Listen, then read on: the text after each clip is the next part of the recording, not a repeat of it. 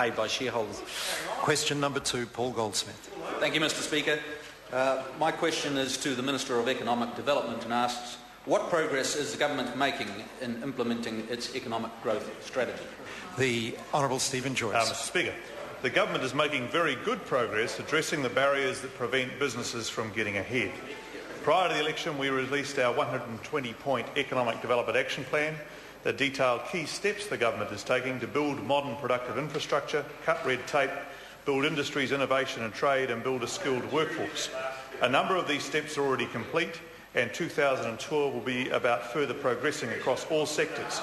The agenda is built around the straightforward premise that if we want more and better jobs for New Zealanders, we need to encourage more businesses to be based here.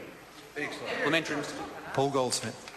To the Minister, what are the key determinants of business success and what can the government do about them?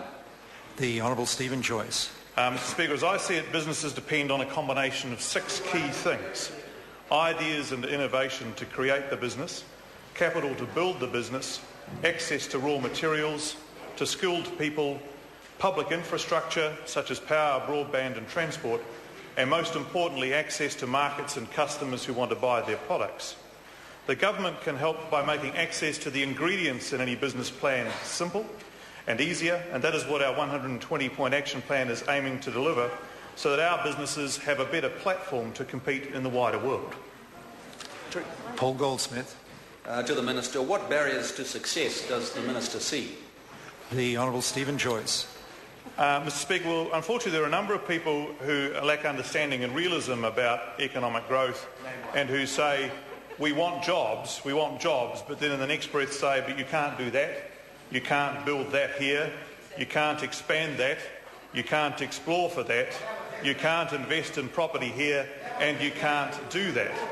That's the attitude that made it much harder to pay our way in the world during the 2000s, and as a result we went into recession before the rest of the world in early 2008.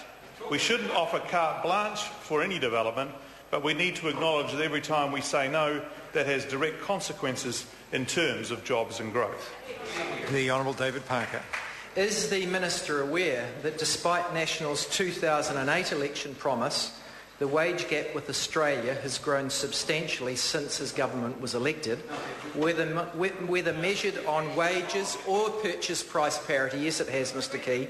And does the absence of reference to closing the wage gap with Australia in the address from the throne, the Prime Minister's speech and address and reply, or by National during the recent election mean his government has admitted failure and given up on this promise? The Honourable Stephen Joyce. Mr Speaker, in regards to the first part of the question, I understand the member is incorrect on an after-tax basis.